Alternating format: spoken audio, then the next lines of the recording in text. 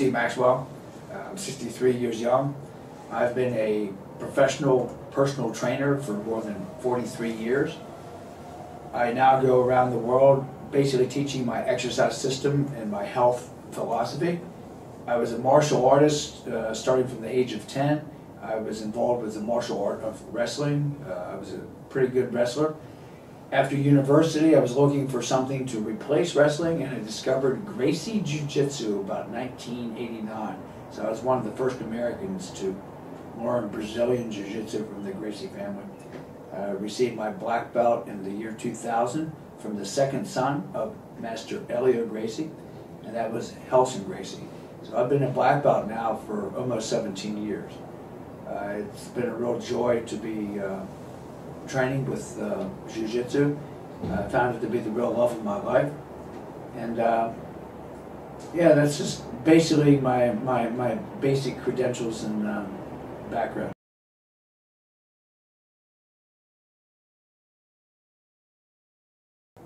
After I graduated from university, I was teaching health and physical education in the public schools. And in the United States, all sports are run through the school system, so it's all part of the education. And I had wrestled NCAA Division I in college, and I loved that sport so much. I lived for it, really. All my training was centered around becoming a better wrestler. But after university, you know, what's a man to do?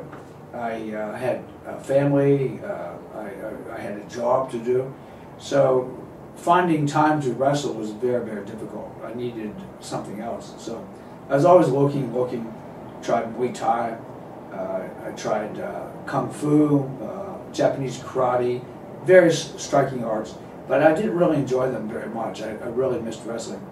And I discovered the Gracie family.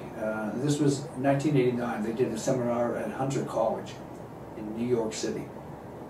At that time, Brazilian Jiu-Jitsu was unheard of. In fact, I couldn't understand.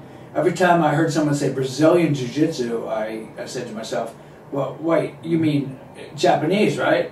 And they say, no, Brazilian Jiu-Jitsu. And so once I read the history and understood how the Gracie family had became so famous and so good, I wanted to train with them. So I took that first seminar, and then I decided I'm going to really learn this martial art and devote myself to it. At that time, I had my own gym. Right about 1990, I had set up my own gym called Maxwell in Philadelphia, and I put some mats at the side. And I would go out to California and take lessons from the Gracie brothers. They were all together at that time. And then I would come back and I would train with my friends. Before you knew it, I had so many people, I had to expand my mat space. So I went upstairs. The floor above me in my building, it was 4 floors, was deserted. There was nothing up there. So my landlord told me I could have it for the jiu-jitsu. So I bought a bunch of mats, and the program just kept expanding. At that time, I wasn't really qualified to teach, but there was nobody else to teach. So having been a wrestling coach, I knew how to organize practice. I knew how to organize a good workout session. So I would do the best I could, and even though I was really only a blue belt at that time. And I had over 250 people coming in. Their names were on the list. They never showed up at once, thank God. But I mean, there was over 250 members to our little jiu-jitsu club at that time. And then, of course, as I kept going to the Gracies, I kept increasing my rank. And then I began to bring them to Philadelphia. I thought, well, it takes a lot of time to go out and spend time in California. Why not bring them to me? So I was very fortunate. I actually had the first Gracie seminar in Philadelphia. I did many seminars with them that I organized, my ex-wife and myself organized, in Atlantic City, New Jersey. And I got a lot of flying time, as they say, with the Gracies to perfect my technique. But having come from a wrestling background, it was much easier for me to learn jiu-jitsu than a person that didn't have wrestling. So I found I was able to climb up the ranks. I actually achieved purple belt rank in a little over a year, which is pretty fast for purple belt. But it was because of the wrestling background. But I stayed there for a long time. and at purple belt, and then a really long time at brown belt, and finally achieved the black belt from Helson Gracie in Honolulu. So I guess I've been doing jiu-jitsu since 1989, and it's a pretty long time. But it's been a real love affair. I originally started because I felt like I wanted a self-defense system. I didn't feel comfortable with karate or the kung fu and the Muay Thai boxing. I'm a small guy. I lived in a rough town. Philadelphia's a blue-collar town. A lot of tough guys there, you know. I never felt confident in my skills of striking. But once I understood the philosophy of Gracie Jiu-Jitsu and learned the self-defense aspect, I had a lot of confidence. I felt really like I could really defend myself and take care of myself well. So my main purpose, in my original purpose for even seeking the Gracies out, was to learn their self-defense.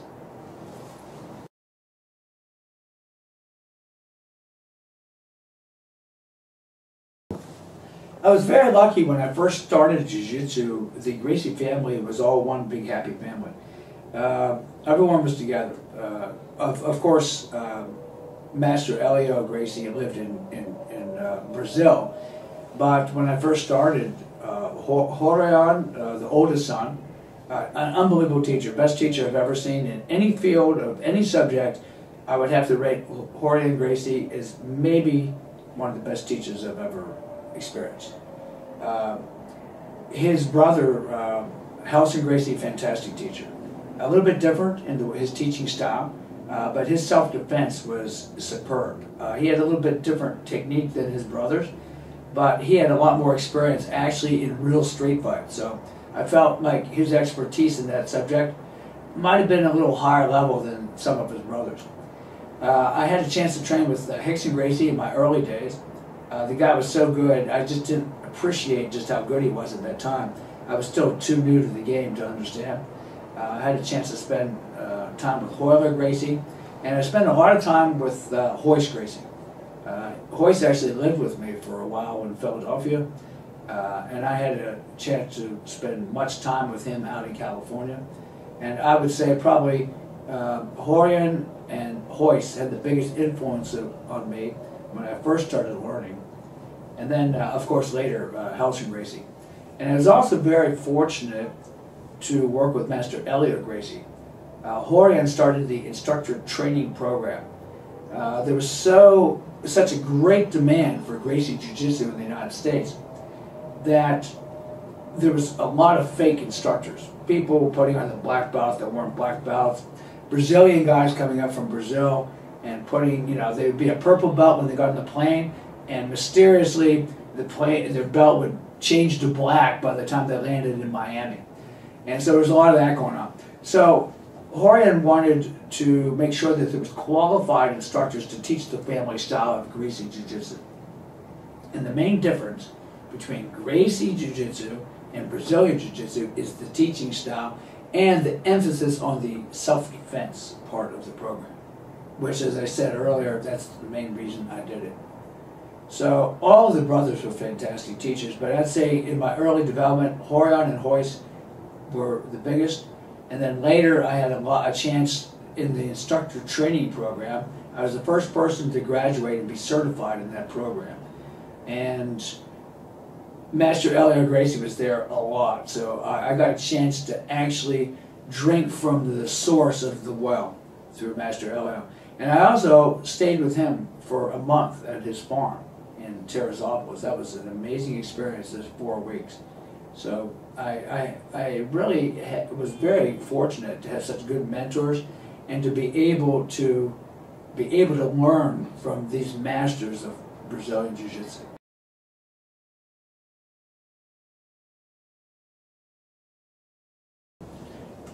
As I said earlier, one of the reasons I started Jiu-Jitsu was to learn how to defend myself, to be safe in the streets. And I saw the Jiu-Jitsu self-defense as quite good. Later, however, I got very enamored with the competition. There's like two different things going on in Jiu-Jitsu.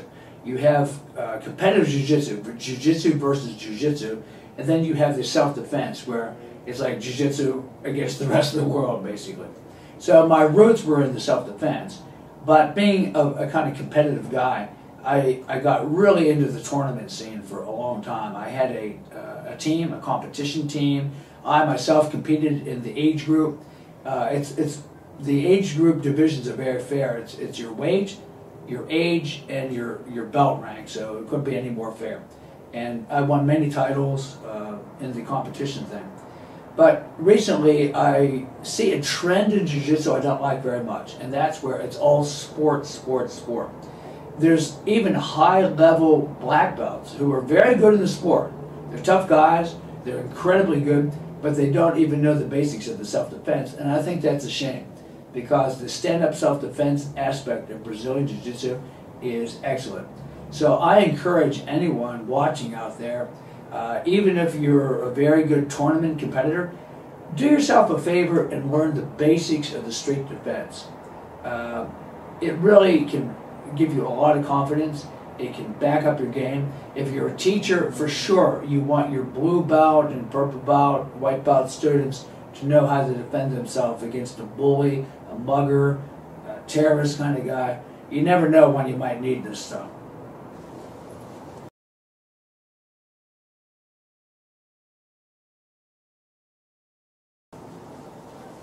I've had two aspects to my career.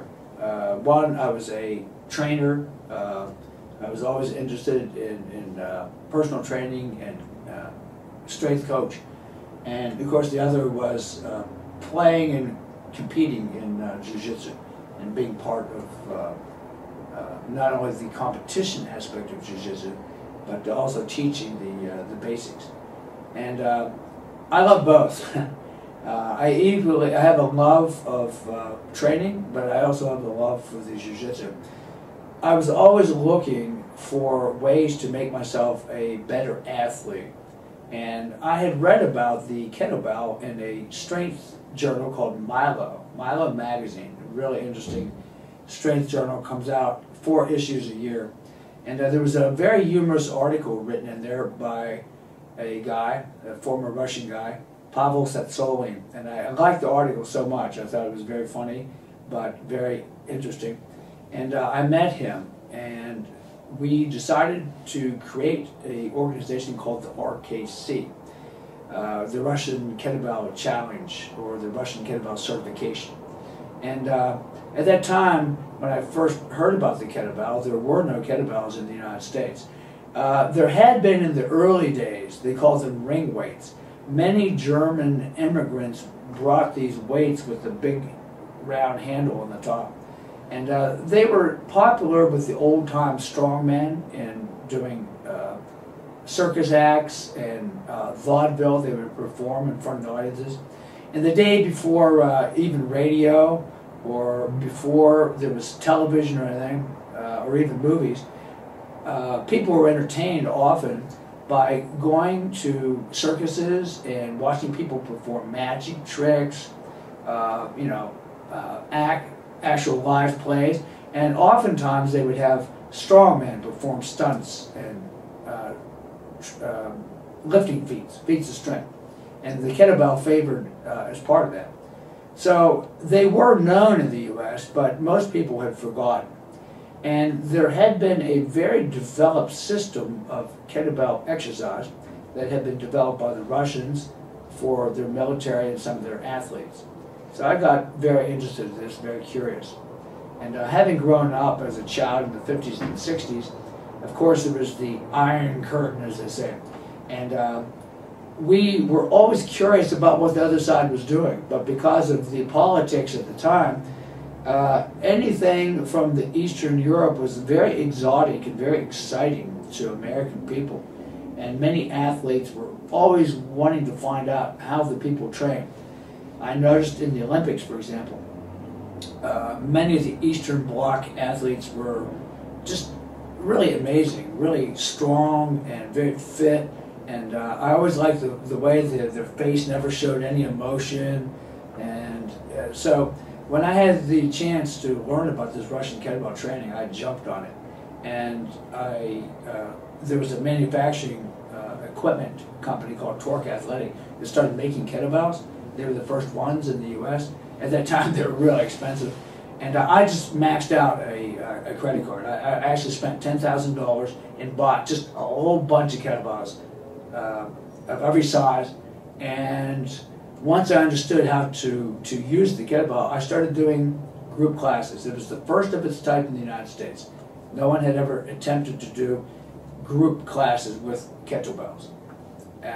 There were group fitness classes, mostly for women, aerobic dance exercise, but I was looking for something to get the guys involved. But ironically, I still had a lot of women in the class. Women seemed to like group exercise classes more so than guys. But I had plenty of guys come in because the kettlebell, it was macho enough to really attract them. And I devised a complete system. I call it the Maxwell kettlebell system. I even teach certifications in this system.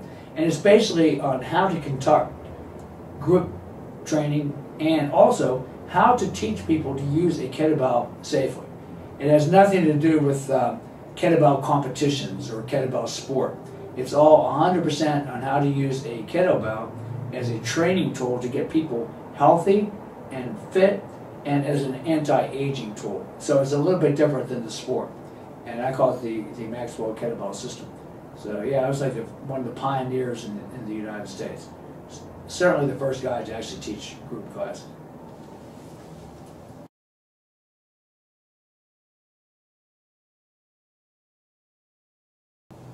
There are many systems of training that work extremely well for keeping you fit and strong, not only for sport, but for life. Before I discovered kettlebells, I was in great shape. And I had always lifted weights with both barbell and dumbbell. I even liked machine. I was particularly fond of hammer strength machines. I thought they were quite excellent machines. I had spent some time training on Nautilus machines, so anything can work. But my favorite always, of course, was bodyweight training. I always enjoyed the freedom of not having to have any equipment at all. You can just go out in a park. As long as you can find something to pull on, you can get a great workout. And I still enjoy that to this day. I travel so much. I don't travel with a kettlebell. That would be really quite cumbersome and inconvenient. So now most of my training is spent equipment free with my body weight. But when I do get a chance to stay in one spot, of course I will use a kettlebell. And when you combine kettlebell training with body weight training, you have a fantastic program. It makes a really, really nice, well-balanced program. Very sustainable, very safe. One of the main points of training for me is not getting injured. If you as a trainer are injuring people, then you really don't know what you're doing. You should take a hard look at what you're doing and why. And if you are getting hurt when you work out, you're making a big mistake. If anything, properly conducted exercise should prevent injuries, not cause injuries. So if you are creating injuries in your body from training, then you really don't know what you're doing. You're not training properly at all. There's a big confusion between recreation versus exercise. All right, recreation is like sports, like running, swimming, surfing, windsurfing. Jiu-jitsu would be a recreational pursuit, any kind of martial art, soccer, basketball. These things do not meet the 5-point definition of true exercise. The only thing that can be considered true exercise is strength training. Increases strength, endurance, cardiorespiratory, helps prevent injuries, and improves mobility and flexibility. If your activity doesn't include all those things, then it can't be construed as true exercise. Now, there are many many activities that have exercise benefit, like swimming, you see. But if you look at each one of these things carefully, you'll find that it doesn't meet the 5-point definition of true exercise. So it's an important distinction. And as I said before, your exercise program should enable you to play the recreational sports that you love. but you should not be getting hurt in your training. Now, if you're playing tough sports like soccer or team handball, or on the if you're on the jiu-jitsu mat, of course you're going to get hurt. You expect to get hurt. You play tough boy sports, you're going to ding yourself up. You're going to get an elbow or a rib injury, or it just happens. It's just part of the game, and you accept that. But what I don't accept is people injuring themselves when they're doing their weight training, their strength training, or even their kettlebell training. If you're using good technique and good form, it should be making your body tougher and more resilient, so that you can play those other sports more safely.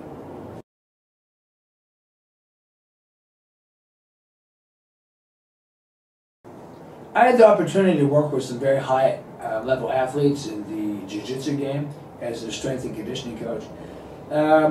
It started with Royce Gracie. I prepared him for his first 4 UFC fights. Royce was chosen to represent the Gracie family because he was not very athletic or very strong.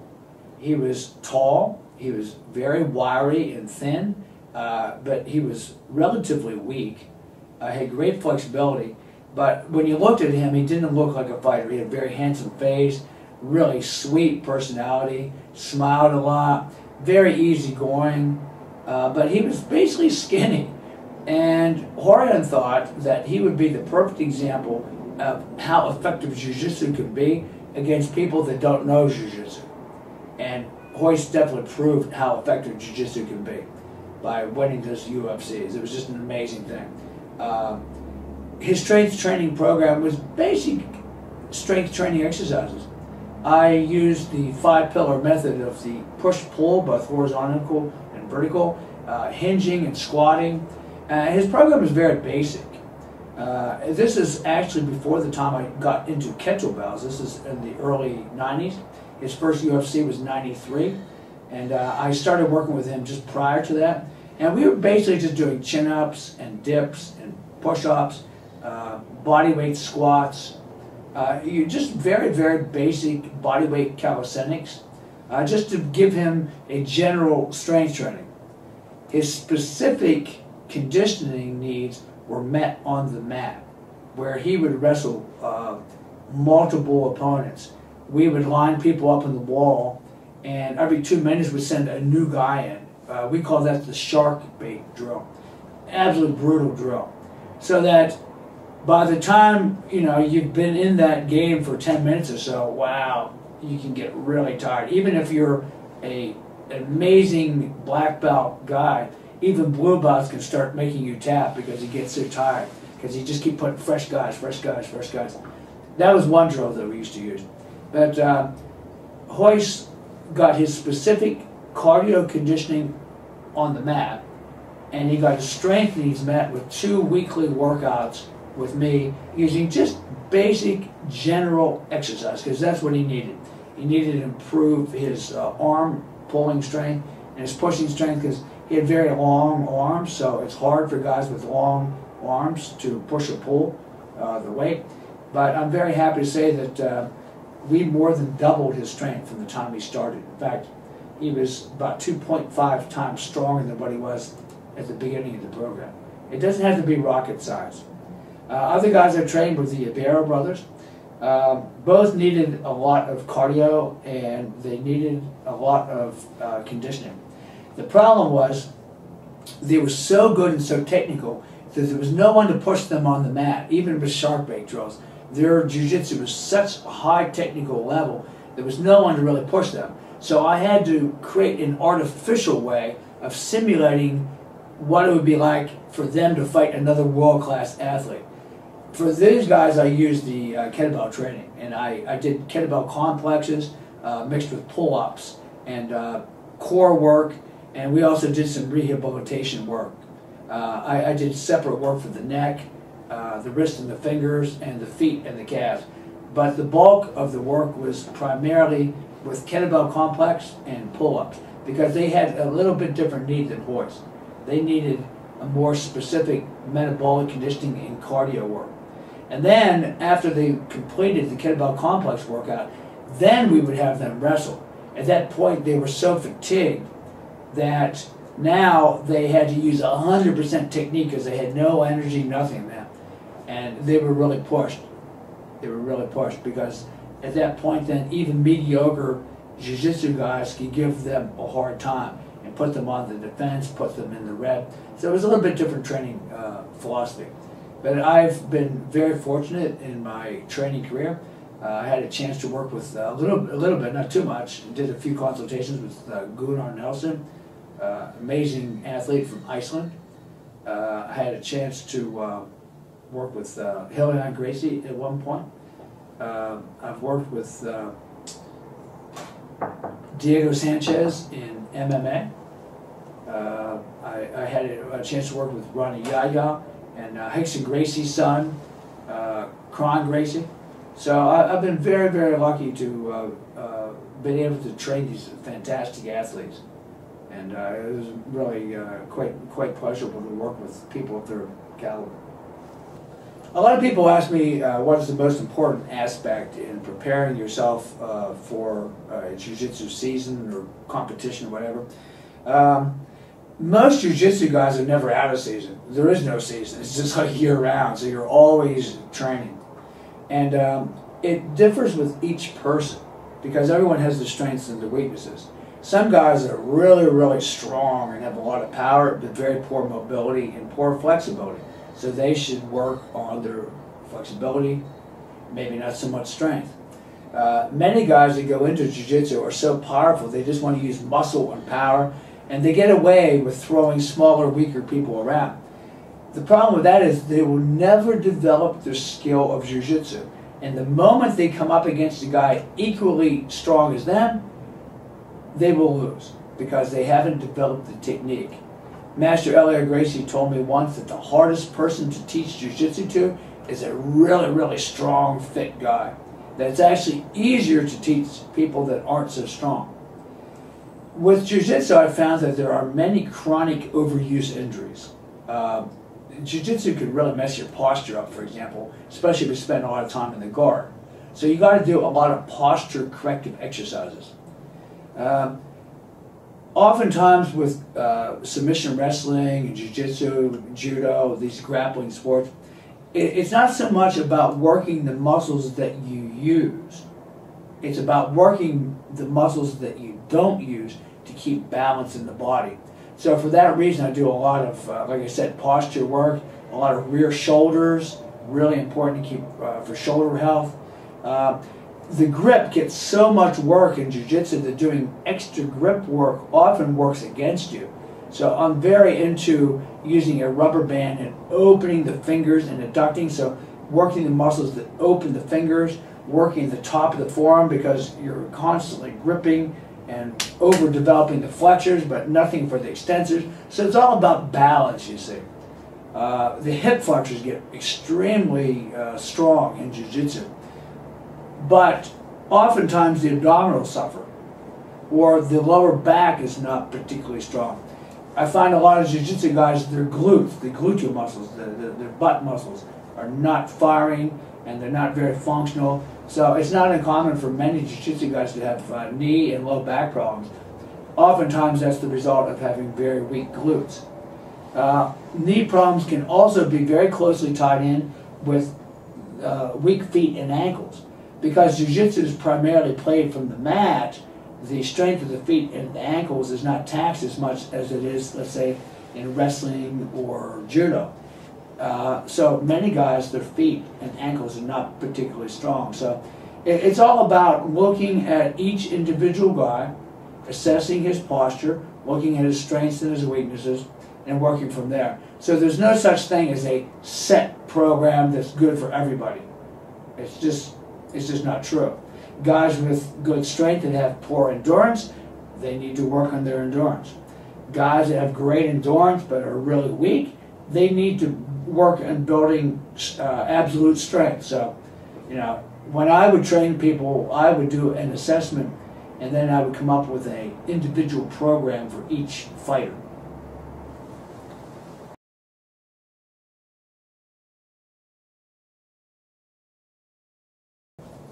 one of the least understood aspects of training is the recovery. As the intensity goes up, in other words, as your effort goes up in your training, the longer the recovery you need. As the intensity goes up, the volume must go down. Because jiu-jitsu is so much fun, and many guys just absolutely love getting in the mat, there's a real tendency to overdo it and just train too much too often. Now, it is possible to train a lot if you keep the training light and relaxed. But that's kind of difficult, especially when you're a white belt or a blue belt. You don't have any control over the workouts. Your teacher controls the workouts. So if you go to class, pretty much your instructor is going to tell you what to do. But rest is where all the magic happens. Exercise in itself, and even training in itself with the jiu-jitsu, that's not what makes you stronger. It's the rest phase in between each training session. That's where the body has a chance to adapt and become a little bit stronger and more fit. Many guys in jiu-jitsu seem to suffer from the more is better philosophy, and they very quickly find themselves overtrained, burnt out, getting injured, getting sick. These are ways that you can tell if you're getting frequent colds, or you're sick a lot, or you feel tired when you get up in the morning and you have trouble getting out of bed. If you need to drink a lot of coffee each day, if your libido, your desire for sex is like really low, these are all good chances that you're probably overtraining. Another really good way to tell if you're doing too much is you take your morning resting pulse rate, either at your carotid or your radial. On the iPhone, there's an app, and you put your finger right there in the camera lens, and it takes your morning resting pulse. You should figure out what your average resting heart rate is over the course of a week, and then each morning, if your heart rate is 5 beats or more higher than your average, you should not train that day. That means you have not recovered. So these are ways that you can self-monitor to make sure that you get the proper recuperation. Because once again, exercise is only the stimulus. What the true adaptation only can occur during rest. So if you're one of those guys that's on the mat like 5, 6, 7 days a week and you're always pushing it, you're probably overtrained. And you would actually, I know it's hard to believe, but you would actually get better results if you would train less. And also for all you guys over 40 out there, your recovery rate goes down as you get older, so it takes even longer. I would say for the average guy between 40 and 50, 4 times would be the max you should ever be in the mat. 3 would be better. And if you're over 50, no more than 3 times a week. That's plenty. You're not going to recover if you do more than that. You're just going to get hurt. Now, you can go to the gym and you can practice just technique with no stress. You can do that almost every day. The problem is, if you're not running the program, you might get pushed into actually training. So you'd be better off just staying off the mat altogether.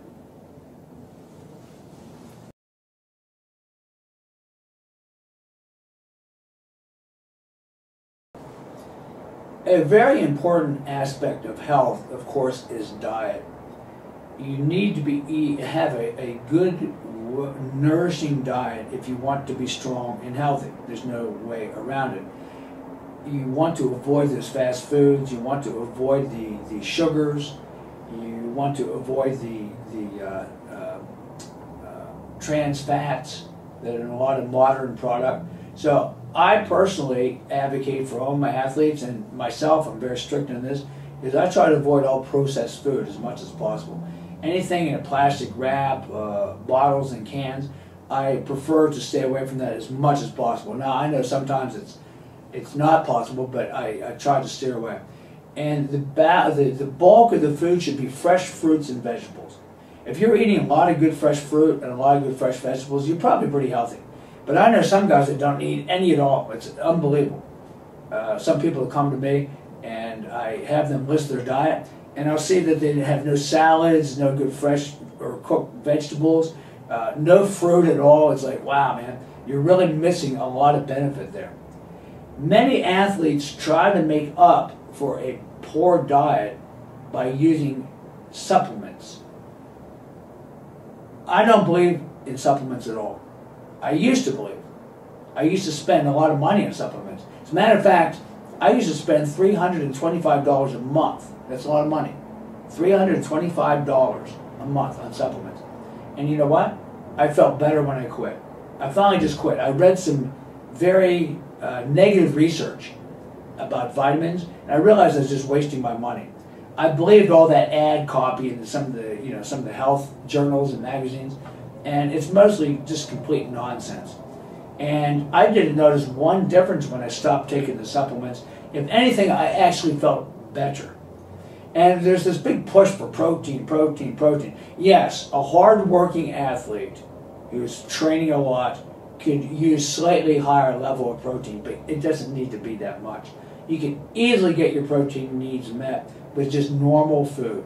If you're eating meat and eggs and some cheeses and some other type of dairy products like cottage cheese, you're getting all the protein that you need. You do not need to take extra protein supplements.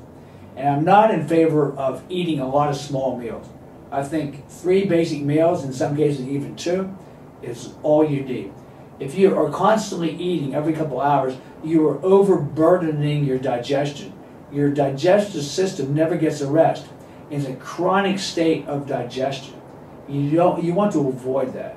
So 3 meals, 4 to 5 hours apart a day. The bulk of your food should be fresh fruit and vegetables, supplemented with lean meats and some cheeses, chicken and fish.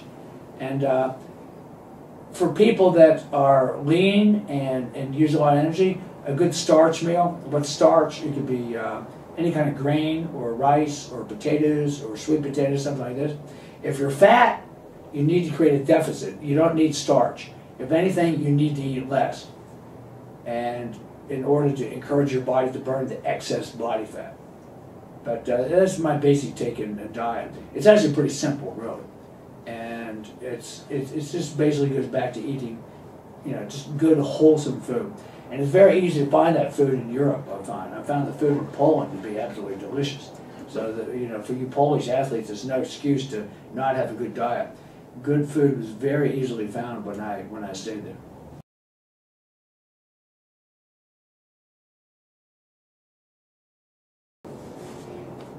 I turned 63 last December, and I have to tell you, I still feel pretty good. I can feel that I've lost shape, lost a little muscle, and my performance is down a little bit. But when I look around and I look at other guys my age, I find that I'm doing pretty good. And I think the secret to that is I just never stopped training. I just always stayed with it. Now, I don't get a chance to get on the mat that much anymore. I do not get a chance to swing kettlebells very much anymore because I'm constantly on the road traveling, which is a bit of a stress, actually. Flying can be hard on your body.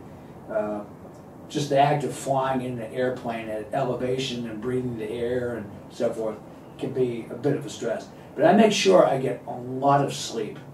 I get as much sleep as I need. I don't set an alarm. I just go to bed early every night, and whenever I wake up, and I usually find I get about 8 to 8.5 hours of sleep. That's the #1 thing for recovery, sleep. Probably even more important in some ways than diet, getting a good night's sleep. I'm absolutely impeccable with my food. I combine my foods very carefully. I don't mix starch and protein. I get lots of fresh produce in my diet every day. I don't eat big amounts of food. I think that's a big mistake.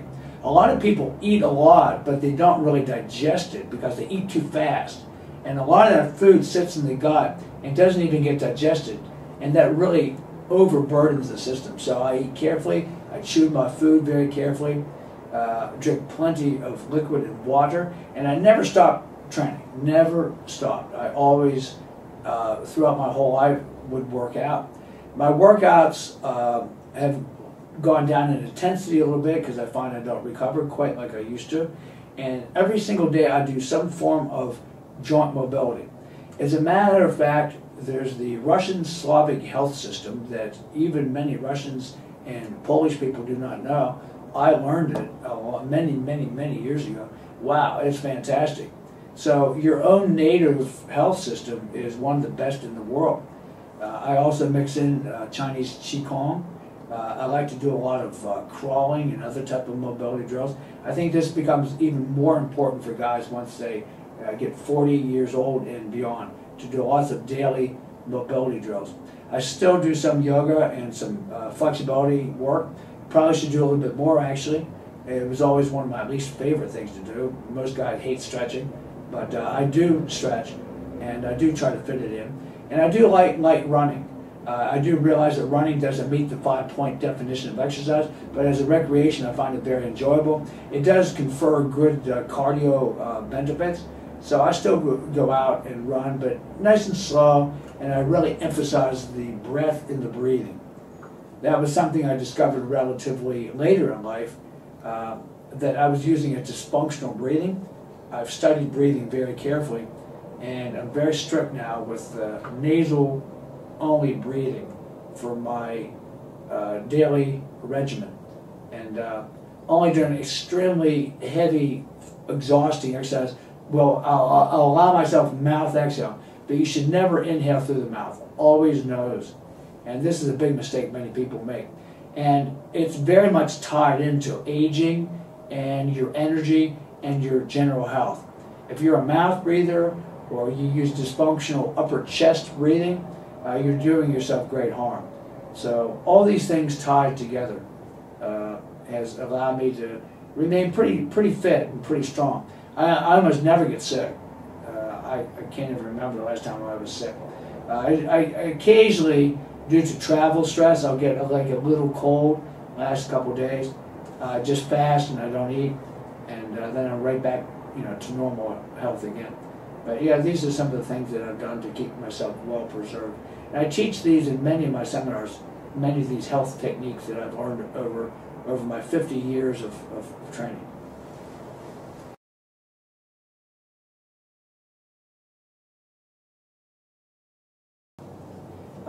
This year was my first time in Poland, and I must say I really loved it. It was fantastic. I had a great time. I found the Polish people to be a very good-looking people. It seems that the health of the Polish people is much higher than many places in the world.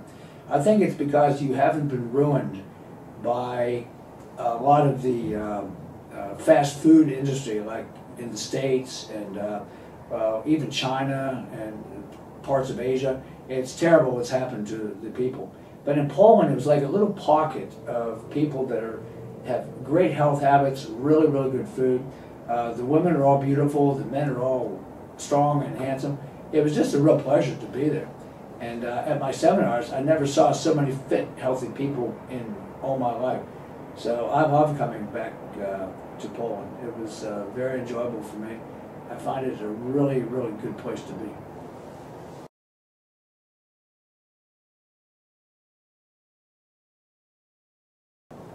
I plan to come back to Poland. I'm really looking forward to it because I did have such a good experience. I'm looking at this date here. It looks like Saturday, the 20th of May, I'll be in Gdynia. I'll be working with the Wolfpack gang. I don't know how to say that in Polish, but I had a chance to work at that martial arts school there in Gdynia. Wow, great martial arts school, really high level of students, and I look forward to going back there and doing a Gracie Jiu-Jitsu seminar. And then it looks like in Wrocław, I'm killing that name, man, but I'll be there in Wrocław, 27 and 28 May, to do some mobility conditioning and some kettlebell work. I'll show my exercise system. So all you have to do is go on my website, maxwellsc.com, www.maxwellsc.com. And if you go to my events page, I have a whole list of where I am. I usually spend a lot of time in Europe, in Schengen, and you can find all sorts of seminars on all different subjects, from breathing to mobility to body weight training to kettlebells to Gracie Jiu-Jitsu self-defense. So I'm all over the map. So hopefully for you listeners out there, I'll see you at one of the seminars soon. Please come up and introduce yourself to me, and let me know what you think.